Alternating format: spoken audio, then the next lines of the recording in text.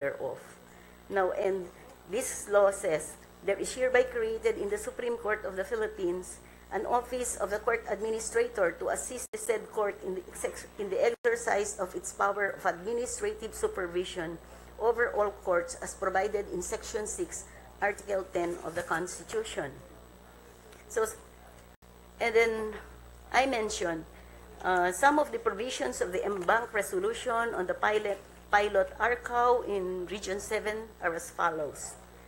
So I cited the creation, the vesting of the authority on the region, on the office of on the court administrator as the implementation head, and the authority designating, defining the authority of the regional court administrator, the deputy court administrator, and other officials of the RCAO. And there is also an oversight committee for the pilot regional court.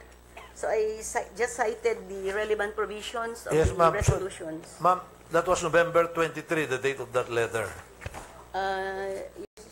Your Honor, it's 26 already. Your letter? Yes, the invitation was dated November 23. And then the following day, you had the en banc session. 27, Your Honor. Yes, ma'am. And what happened? So, before the en banc session, it's now established, ma'am, that you already called the attention of the Chief Justice about the irregularities in the creation of this JDO. What happened during the en banc session, ma'am? Did you take the matter up? Yes, Your Honor. We took this up during the en banc session, and we deliberated on it, and I explained my position. I also mentioned that during my time as head of MANCOM... And the Chief Justice was there, ma'am? Yes, the Chief Justice was there. And I mentioned that during my time, I was able to push for the approval of the Enterprise Information System Plan, the judiciary-wide computerization of the entire judiciary. And I said that, well, you see, this pilot RCAO was envisioned in 2006. It's now 2012. So many things have happened in the meantime. There are so many supervening events. And I said we should review and study the reopening of the RCAO if ever it is to be reopened. And she cannot do it by herself because she has only one vote. And unless there is a delegation of authority from the court en banc, the Chief Justice cannot exercise the administrative power of the administrative supervision of all courts, which is vested in the Supreme Court as a collegial body. So, in the course of the discussion, the justices also agreed with me.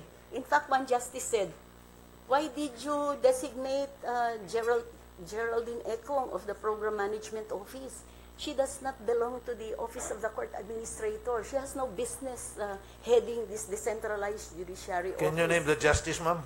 Huh? Who was the justice? Or you would rather not? Of course, ma'am. Well, and let me think about it. Yes, ma'am. There's another justice who said, "Oh, why Geraldine Ekong? She led the protest against the RCAO when she was a judge in Cebu. She even wore a black armband to show her opposition to the RCAO." So now you see, so as not to embarrass the Chief Justice. How many justices were present then, ma'am? I cannot recall anymore, but we're almost complete at that time. Now, so in the course of the deliberation, the justices said, okay, so as not, let's just make Geraldine Ekong the head of a study group. So as not to embarrass the Chief Justice, because she already designated Geraldine Ekong. So the justices decided, let's just make her the head of the study group to look into the feasibility and the wisdom of opening the RCAO. Ma'am, So, were you present then, Justice Marquez? hindi po siya. Your Honor, not during the en banc deliberations. I think So, Justice De Castro was talking about en banc deliberations during that time. Okay. And who was the clerk of court there, ma'am? Wala po, Kayo-kayo lang po talagang... when we hold the deliberations, we do not allow any... Puro executive sessions. No, yes, always in executive sessions. Pwede rin natin gayahin yun. Maganda yata yun. So, because of these exchanges among the justices, it was very clear. The message or the decision of the justices was very clear. Just create a study group. And the Chief Justice even said, I will amend my administrative order. So I was relying on that. So after 2 days, since in our procedure, it is the Chief Justice who takes down notes and then directs the clerk of court to issue the resolution. The resolution which will embody the decision reached by the court during the deliberation. Ma'am, even if your testimony were not under oath, I would believe your statement, ma'am, but could you name some other justices who could collaborate what Tapusin you're ko po saying? muna yung aking Oh, istorya. tinatanong ko lang po, ma'am, kung meron po, kasi baka sabihin ni Chief Justice, gawa-gawa lang ni Justice Sereno. Meron po kaya? Kung meron po akong dokumento, magpapakita na tama yung aking sinasabi. Eksakto meron na po. naman yung documentary evidence. Yes, ma'am. I do Please. not want to burden my colleagues. Yes, ma'am. Please proceed, ma'am. So, maybe about, I cannot recall anymore, maybe about 2 days, I gave time to the Chief Justice to prepare the resolution because it will also take time. There are so many items in the agenda. So it was after a few days that I called up the clerk of court and asked for a copy of the resolution. So ganito ho yung conversation namin. Pwede ba makahingi ng resolution yung tungkol dun sa RCAO na pinag-decide namin noong nakaraang Tuesday?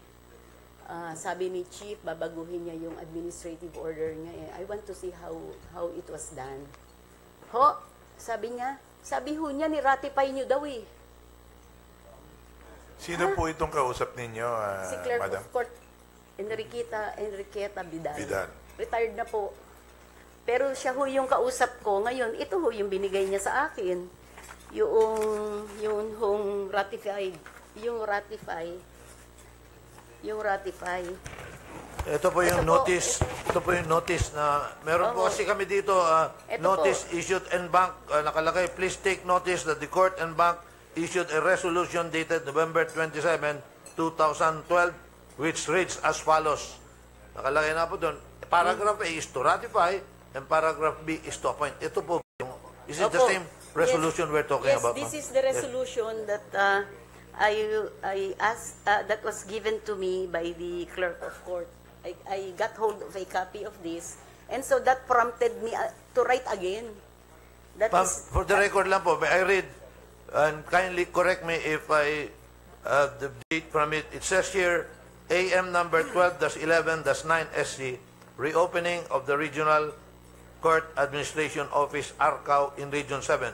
The court resolved to A, ratify the action of Chief Justice Maria Lourdes, P.A. Sereno, to revive the Regional Court Administration Office in Region 7 with Phase 1 on letter A, procurement, letter B, approval of leave, and letter C, payroll and administration, and subparagraph B, appoint Judge Geraldine Faith A.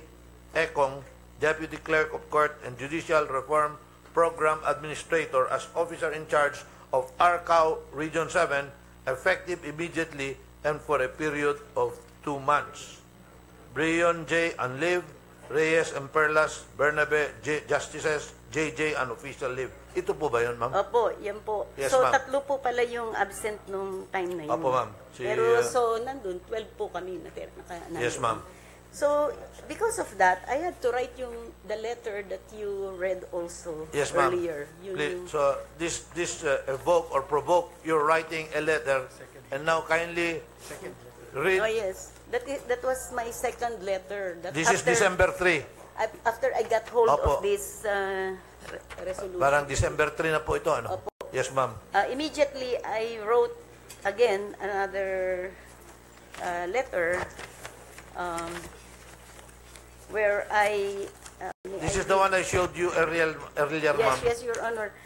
May I ask Justice Marquez to read the letter, ma'am? Para Yes. naman po Gusto ko po nga pabasa Yes, kasi ma'am. this shows how I regard highly the chief. I always show respect and courtesy to her, even if I've seen something wrong with what she has done. Still, when I write a memorandum opposing whatever she had done, I was very respectful and courteous to her. So I would like... Justice Marquez, kung pwede lang po, kung hindi, ako na lang po. But mabuti na yung galing din sa court administrator. Sige po. The letter starts with, and I quote, "I regret that I have to write this memorandum in connection with resolution in AM number 12-11-9-SC, supposedly adopted by the Court and Bank on November 27, 2012, a copy of which I received this morning.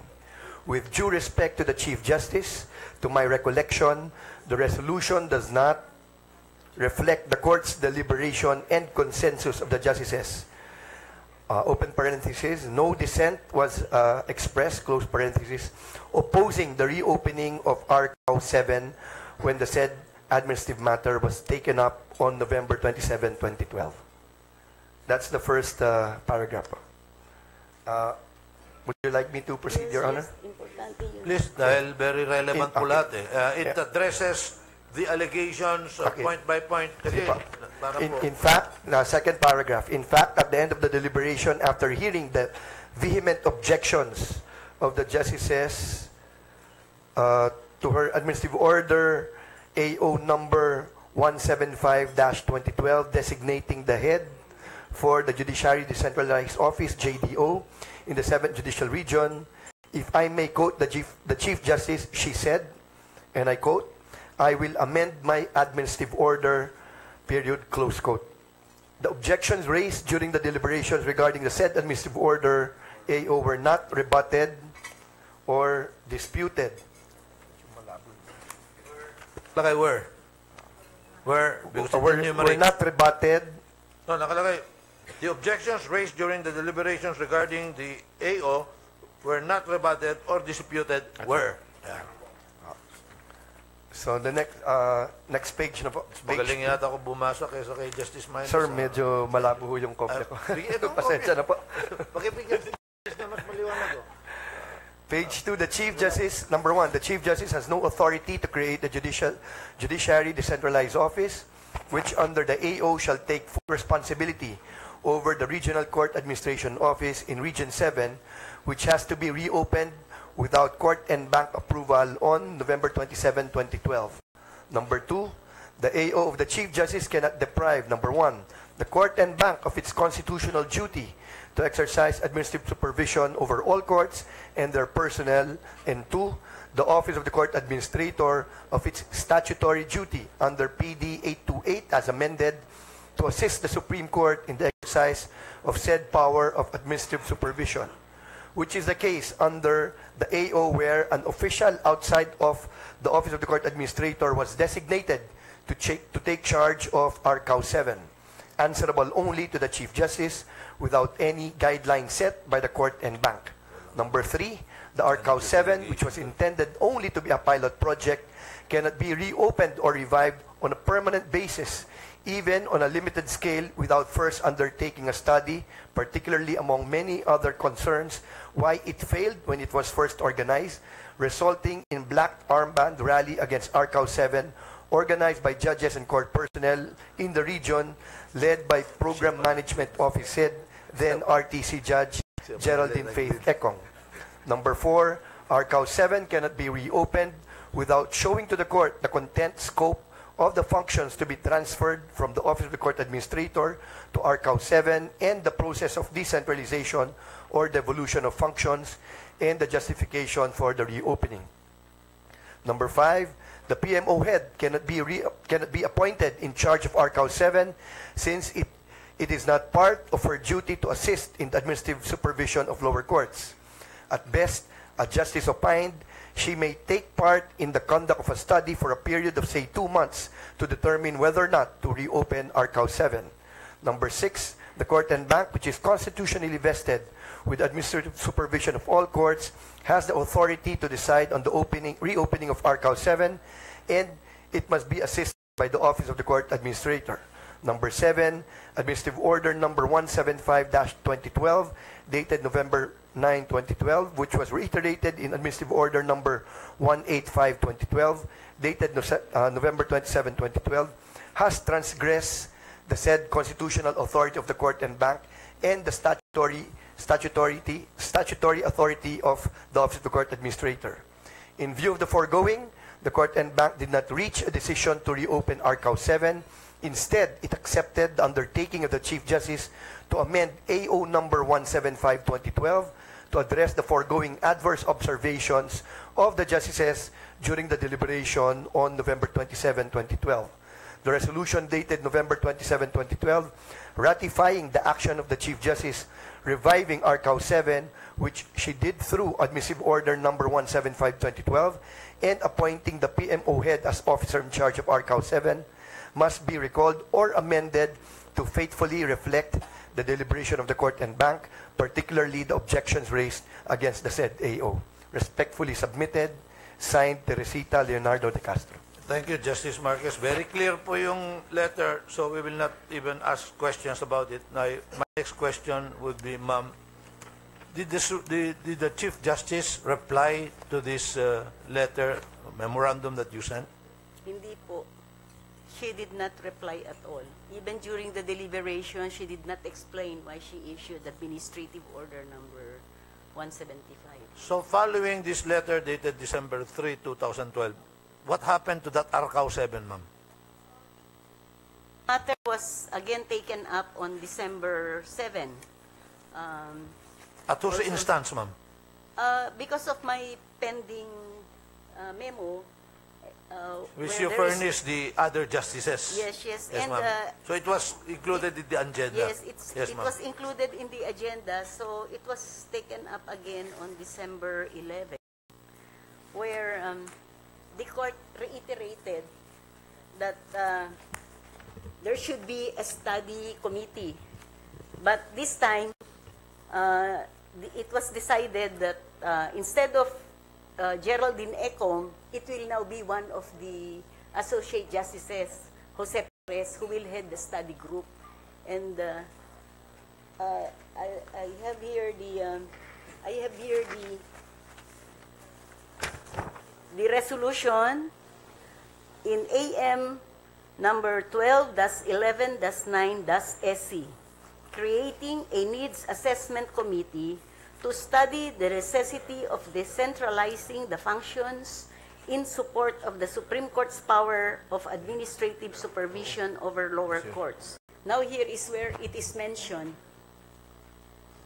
Yes, ma'am, please. Here it is mentioned that, so in the whereas clause, there is here a confirmation that on November 27, we decided that there should be a further study on this RCAO before it is reopened. So the first whereas clause states, whereas on 27 November 2012 and on 11 December 2012, the Supreme Court en banc, considering the operational inactivity of the pilot project under AM number 06-11-09-SC, determined that there is a need to further study the decentralization functions relative to the Supreme Court's power of administrative supervision over lower courts. Now, therefore, the Court hereby resolves to create a decentralization needs assessment committee to study and determine the necessity of decentralizing administrative functions appertinent to the exercise of the Supreme Court's power of supervision over lower courts. The function to be devolved, the implementation of the devolution of functions, and the efficient and effective performance of the devolved functions. The committee shall be composed of the following: Chairperson, Honorable Jose Portugal Perez, Associate Justice. Members, Jose Maidas P. Marquez, Court Administrator. Honorable Raul B. Villanueva, Deputy Court Administrator, Honorable Jenny Lind A. De Lorino, Deputy Court Administrator, Honorable Telma C. Bahia, Assistant Court Administrator, Attorney Lilian Baribalco, Chief Financial Management Office, Office of the Court Administrator, Attorney Caridad Pabello, Chief, Office of the Administrative Services, Office of the Court Administrator, Attorney Regina Adoracion Filomena Ignacio, Chief, Office of the on the Halls of Justice, Office of the Court Administrator, Judge Geraldine Faith Ekong, Judicial Reform Program Administrator, Program Management Office. So in effect, ma'am, the erstwhile head of the JDO was made an 8th member of this. Yes, new committee. And majority are all from the Office of the Court I noticed, Administrator. and it's headed by a justice of the Associate Justice of the Supreme Court, and the court administrator himself is just a mere member. Yung create po ng Supreme Court. And what really strikes me, ma'am, in this circular is the second to the last paragraph. It states, this resolution supersedes all prior resolutions, administrative orders, and issuances on the covered matter and shall take effect immediately upon its promulgation. This is It will give me the impression, ma'am, that the Court and Bank really sided with your letter dated December 3. Yes, Do I get the correct impression, ma'am? Yes, that's right. And this is a subtle way of overturning instead of Diplomatic. saying revoke. Opo. So You they- pulled the words out of my mouth, ma'am, that it was subtly rebuking the Chief Justice. Yes, because the court did not want to embarrass the chief. Opo. And on my part, I'm not after putting her down. I just want to correct what has been done. To put things in its to put things in the proper order as decided by the court in the previous resolutions. Would you know how the Chief Justice reacted to this mild or subtle She way didn't of rescinding her No. unauthorized creation of a JDO? No, she didn't say anything. She didn't answer my letters. She didn't do anything. Do you agree with me, ma'am, that this was to be blunt about it, that the Supreme Court really rebuked the Chief Justice on this matter by revoking her administrative order, creating a JDO? In effect, the November 27 resolution was not approved or was set aside. But there's no such express setting aside. But you can get that idea from the Yes, ma'am. resolution, the creation of the... Mr. Chairman, in view of the testimony of Justice Castro, may we invite former Clerk of Court Enriqueta Vidal to appear before this committee to shed light onto the regarding the issuance of that resolution, which is not in consonance with what was discussed by the Court and Bank. Let the invitation be issued. I hereby direct the COMSEC to issue the necessary invitation. Ma'am, I would have several questions, but do you want to add something more regarding RCAO 7, ma'am? May I ask Court Ad Marquez to explain to you what RCAO is all about and Please, why was Mr. it Justice not Marquez. operation? Thank you, Your Honors. Briefly, no, the Regional Court Administration Office was actually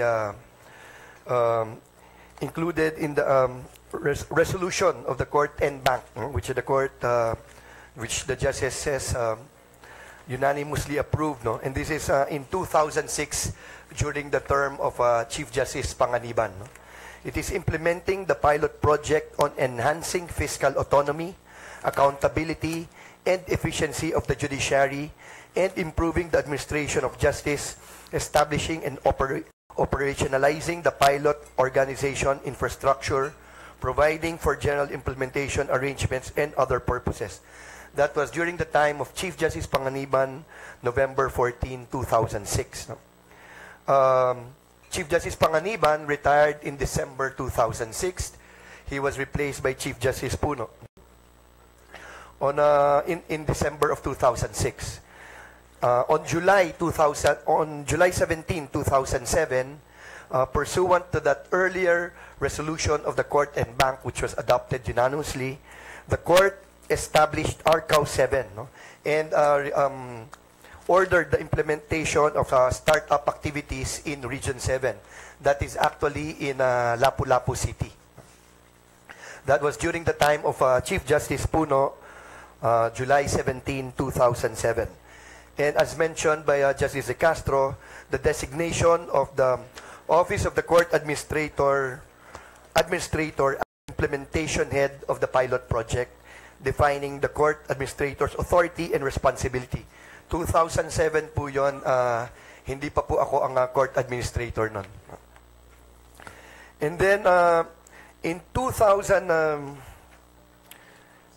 January 2008, the court began designating officials, no, to that RCAO 7, and they were holding office in the Hall of Justice of Lapu-Lapu City. No?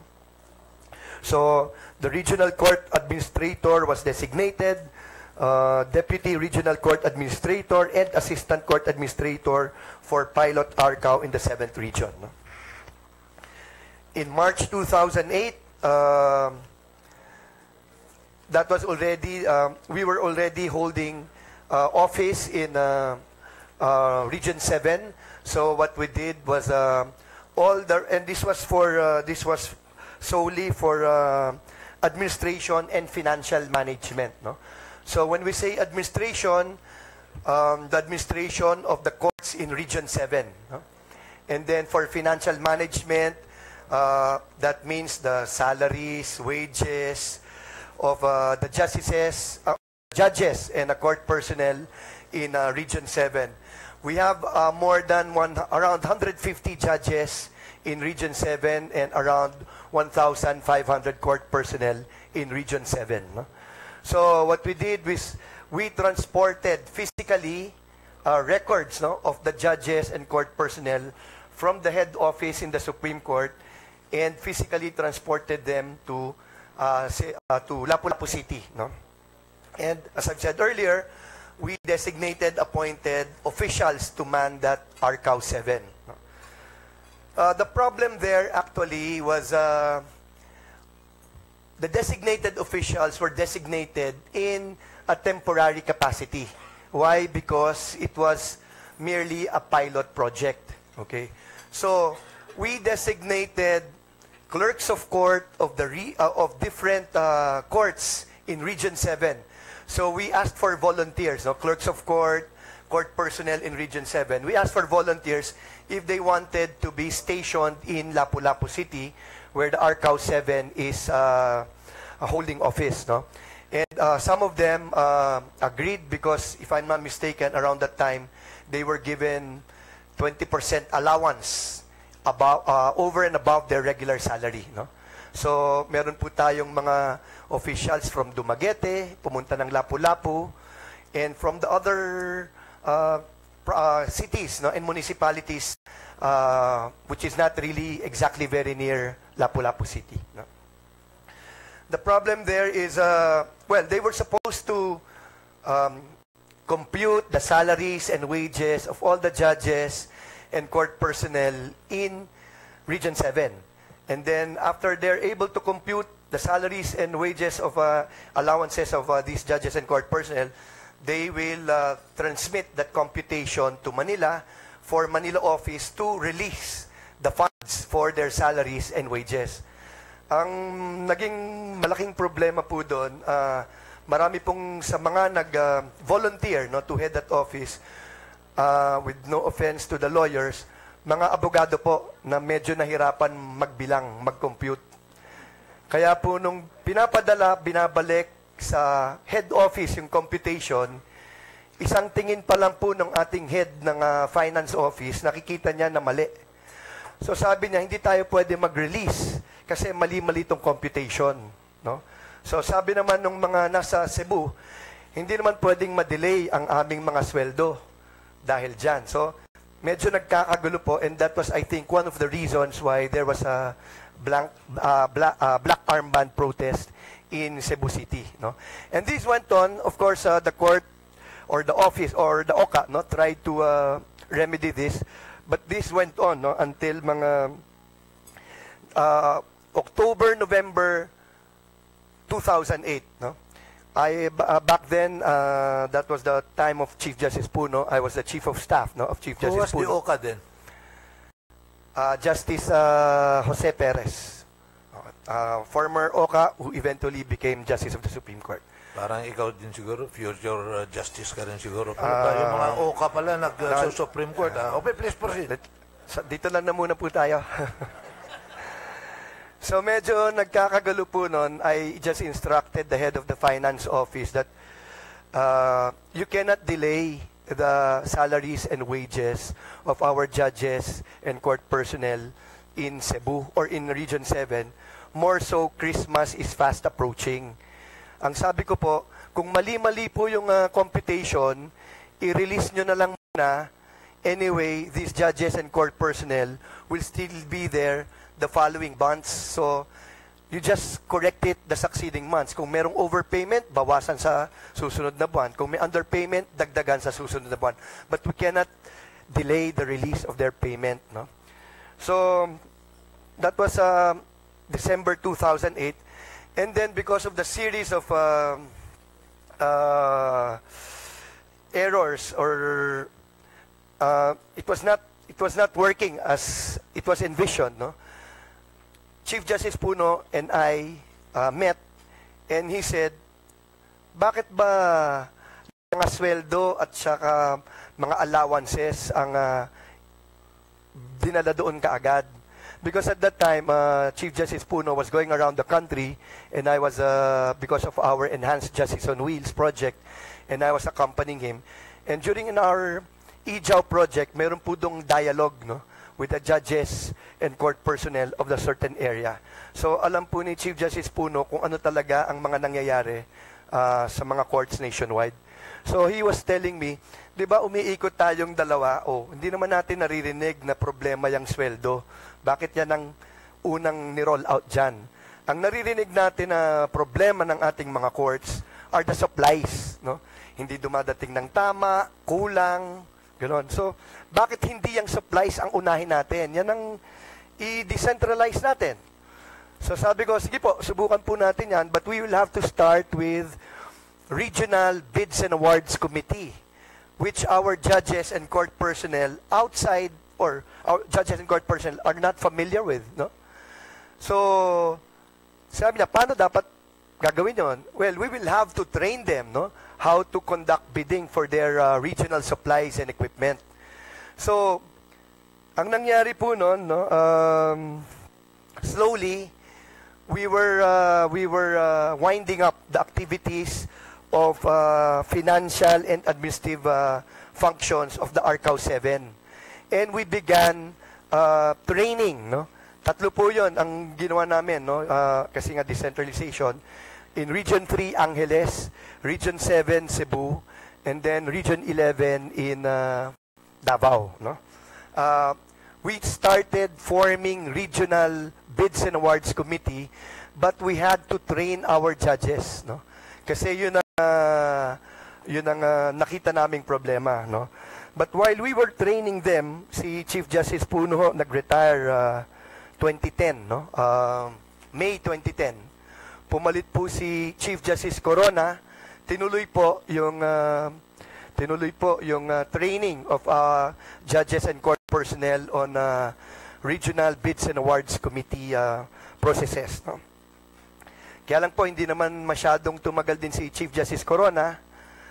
Pag-upo po ni Chief Justice Sereno in 2012, no? August 2012, medyo nahinto po yung ating RCAO because we were waiting for further instructions, no? So pagkatapos po, ang nangyari doon, yung pong inilahad na po ni Justice De Castro. Thank you. Ito na lang po. In fact, looking at the resolution under question, which appears to have been fabricated or not in consonance with the consensus as arrived by the members of the court, yung paragraph B nga po, yung appointment ni Judge Ekong, nakalagay, ito yung resolution under question, effective immediately and for a period of 2 months. So even with the purported action of the court and bank, 2 months lang yung appointment niya. As compared to the AO issued by the Chief Justice just 2 weeks before, yung kay Chief Justice, this order shall take effect immediately and shall be effective until revoked by the undersigned. So, open-ended na po yung appointment ni Justice Ekong as head of this new created office, a JDO, na hindi naman po RCAO na, kundi naging JDO. So, not even, I think, the Supreme Court could do this because hindi na nga ginawa ganun. Now, ma'am, last question. Do you think that the issuance of this AO number 175/2012 is a violation of the Constitution and the law? Trying to answer that Yes, ma'am. question. I respect that you decline, but may I just read your letter, ma'am? Your memorandum in paragraph 7, it states, Administrative Order 175/2012 dated November 9, 2012, which was reiterated in Administrative Order number 185/2012 dated November 27, 2012, has transgressed the said constitutional authority of the court and bank and the statutory authority of the OCA. Yun po yung nandito. So, okay, ma'am, I will take, you're not answering it, but anyway, you have stated it very clearly in your letter dahil yung nga ho ang tingin ng iba dito at yung complainant na nilabag ng punong hukom ng Korte Suprema yung Constitution dahil yung karapatan o kapangyarihan na linaad ng saligang batas para doon sa buong Supreme Court, ginagampanan niya ng sarili lamang niya. At dito po rin sa panig namin sa Kongreso, pati po yung PD 828 na isang batas, inilalabag din po dahil nag-create na po siya, nag-a-appoint siya na hindi approved by the Supreme Court, and the law clearly states that she can only appoint staff with approval of the court and bank. Thank you, ma'am.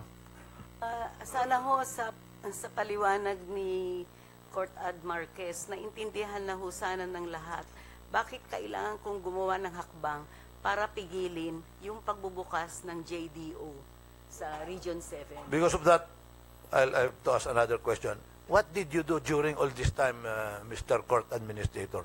Did you not call the attention of the Chief Justice na, ma'am, baka paglabag na po ito ng batas at sa Constitution dahil you are creating offices that are decentralized from your office while you are tasked.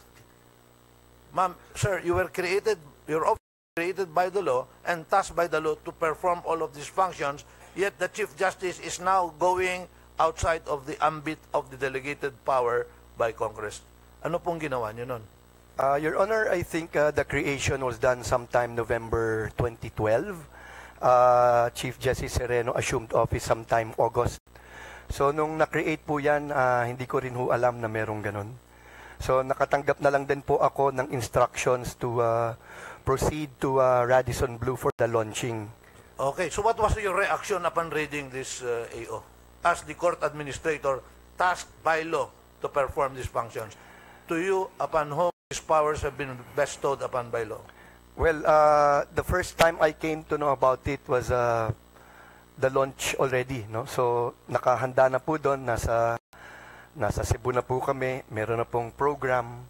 So, medyo pinabayaan ko na lang po muna, no? But after that, sumulat na po si Justice De Castro. I know, but I'm asking you about your position as the court administrator. Do you think that action of the Chief Justice was warranted? Sir, you are holding a high position with commensurate to the rank of the presiding justice of the Court of Appeals. Tama po ba yun? Yes, sir. Tama yes, sir. Po. And then, so, kayo po yung, you are the one performing the functions of an office created by law. We are the lawmakers. So we are asking you now, what would be your take on this administrative order creating a decentralized office outside of your ambit? Your Honor, as court administrator, I take instructions only from the Chief Justice and or the court and bank. So, kung ano po yung inuutos sa akin, unless talagang napag-aralan ko na pong mabuti na medyo hindi tugma, no? But at that time po, hindi ko po nakita yan eh. So, I'm asking you after the fact, Justice. Alam ko, before the issue was, di mo alam, but after the fact, nung nakita mo na, are you refusing to answer to invoking your right to incriminate yourself? Or, I address, ma'am, before that, I address this to the Congress as a body. That's the defect of the present Constitution that we have because of the Judicial and Bar Council.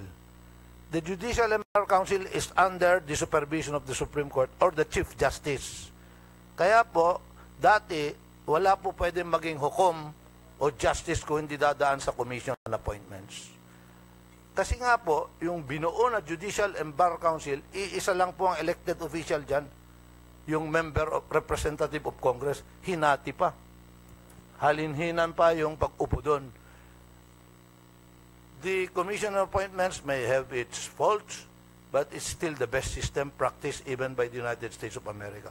You cannot become a justice if you don't face the duly elected representatives of the Filipino people because judges and justices hold sway on the life, liberty, and property of people. Kayo po nagde-decide niyan eh.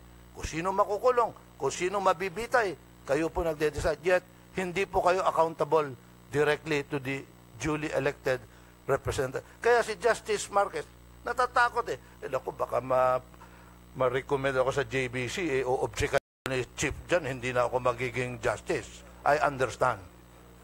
I understand his maraming salamat po, sir. Yes, sir. I understand his reluctance. Mo pa. And lahat po ng promotion from judges, lahat, wala. Yung JBC na lang po ang nagde-decide dyan. Ang dumadaan lang po sa amin ay yung 3 nominees nyo, dumadaan po sa 4, dumadaan po sa Commission on Appointments yun. Nung I was the majority leader of the Commission on Appointments, kami po nag-approve. Yun lang po, pero baliktad din po ang procedure eh. In the Commission on Appointments, the President nominates or appoints ex officio subject to confirmation or rejection by the Commission on Appointments na 12 senador, 12 kinatawan ng House of Representatives po ang mag-a-approve nun. Kaya nga po nakikita nyo ngayon, ilang pong cabinet member hindi lumulusot. Ito, appointed na rin ng President, pero may process po. Dito po sa JBC, baliktad po eh. Magbibigay na lang yung JBC ng listahan sa Pangulo. Kaya maski yung good, better, best, not too good, bad, kung 5 yan, pwede mapili yung not too good or yung bad. And that's it. Kasi nga, the JBC just submits 5 to the President. Hindi mo alam kung sino dun ang mapipili.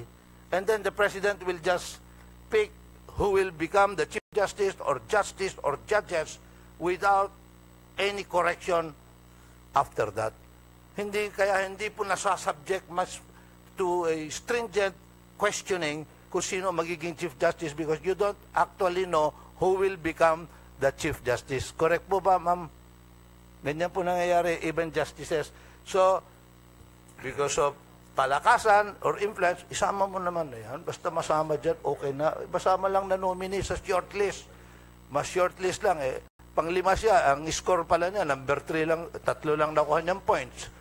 Yung iba, 5, 6, 7. Eh yung number 3, yung napipili ng presidente, tapos. Wala na pong accountability. Majority, So, you know, that is also another issue, yung JBC manipulation of the nominees and list that will fall or covered by the JBC, no? And there is an issue on clustering, and this is part of what we requested these resource persons to testify on. So, in this connection, Mr. Chairman, that's why when it comes to impeachment proceedings, the more we should be strict with justices of the Supreme Court and the Ombudsman. Sila lang po kasi yung hindi dumadaan sa CA. The President and Vice President are elected by the people. The Chairman and Commissioners of the COMELEC, Civil Service, and COA pass through the CA. Yung mga justices po hindi eh. So when it comes to matters regarding impeachable offenses, dapat lalo natin tinitignan yan para naman po ma-account sila. Kasi po, yung Supreme Court has the sole power to discipline judges and justices. Maski po yung Sandigan Bayan, hindi naman po impeachable. So sa Supreme Court na lang. Kaya yung bata-bata system minsan sa korte, pag bata ni Justice Kwan yan, hindi na po magkakakaso yan. Pero wala pong ninong, pwedeng madaling matanggal.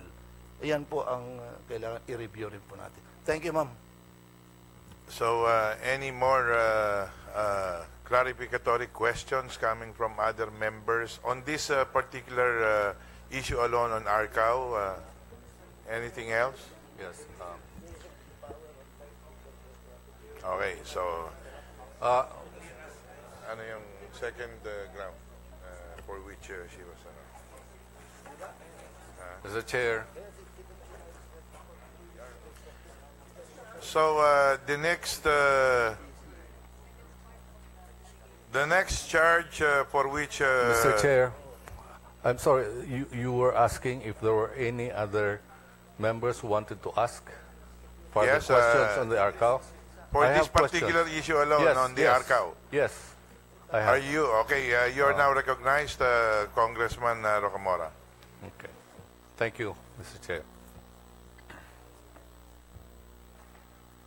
Your Honor, good morning. I'm addressing my question to Justice De Castro. I'm here.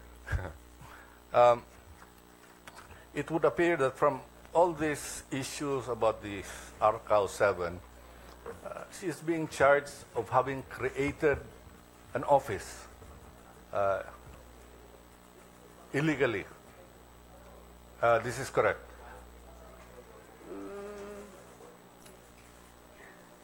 That is the tenor of my memorandum to the justices. Okay. Now, if you say you created an office, that means there is no office that exists yet. That's why you have to create it. Is that correct? Opo, wala po. Okay. Wala po. Okay, Ang meron po yung RCAO. Okay. Now, is it the fact that this RCAO 7 had already existed since 2006? Meron nga pong RCAO pero iba po yung kinreate ni Chief Justice, Judiciary Decentralized Office. Kasi po, ayaw niyang gamitin ho yung term na RCAO kasi po papasok ho yun under the organizational setup ng Office of the Court Administrator. Kaya ho, pag binasa niyo yung kanyang administrative order, there is nothing there about the Office of the Court Administrator. She deliberately omitted in the entire Administrative Order 175 any reference to the Office of the Court Administrator. Kaya ho, hindi niya tinawag na RCAO. So misleading nga po yung sinulat sa amin ng kanyang Chief of Staff. Ang sinulat ho sa amin, i-reopen daw ang RCAO. But there is no such RCAO that was launched. What was launched by the Chief Justice is the Judiciary Decentralized Office. Yung RCAO ho, under the resolution of the Supreme Court, there are officials explicitly mentioned in the administrative order which will run the RCAO. But that was not what the Chief Justice did. There is a different office, which is the Judiciary Decentralized Office, to be headed by the PMO, the Program Management Office Head, as JDO Head. So wala ho pa hong, bago ho yung administrative order ni Chief Justice, wala hong opisina. Misleading po yung imbitasyon na pinadala sa amin. Akala nga namin RCAO, hindi pala ho RCAO.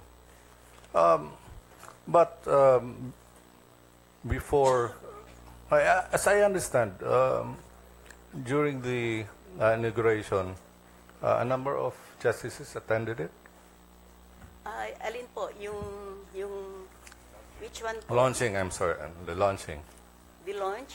Wala ho nga, hindi ho dumaan sa court ho yun yung launch. No, I was asking if a number of justices attended the launching. Ang alam ko ho, nandun si Justice Leonin. At saka si Justice Mardel Castillo. Veloso was not there? Wala, hindi ko po alam. Wala Delirama. Wala ho yung mga ibang justices, wala ho. Reyes? Wala ho. Are you referring to the Supreme Court justices? Yes, of course. Wala po. Dalawa lang ho ang umattend. Si Justice... Ang pagkaalam ko ho. Were you there? Pero I have no personal knowledge. Yes, okay. But I just heard that only two of us you heard? attended. I just heard about it. Marquez was there, of course. Yes, Your Honor. I was instructed to fly to Cebu for the launch. May I address this question to you? Yes, Were sir. these justices that I mentioned present? As far as my recollection, I only saw Justices Mar del Castillo and Marvic Leonen. So you did not see Villarama, Velasco, Reyes? No, Your Honor. Okay. Now, Only those two SC justices and mostly court officials from the Office of the Court Administration, Office of the Court Administrator, and judges from Region 7 po. now, with respect to this question, order or what's it, resolution, were there other justices that signified their objection in writing? Wala po. None. And what you are saying now is that they have just expressed this orally during the in-bank meeting. Yes, Your Honor. There were discussions. Okay. So, and you say that these objections were not stated in the notes of the Chief Justice? Nobody objected, Your Honor. Nobody objected. Yes, nobody objected. Okay.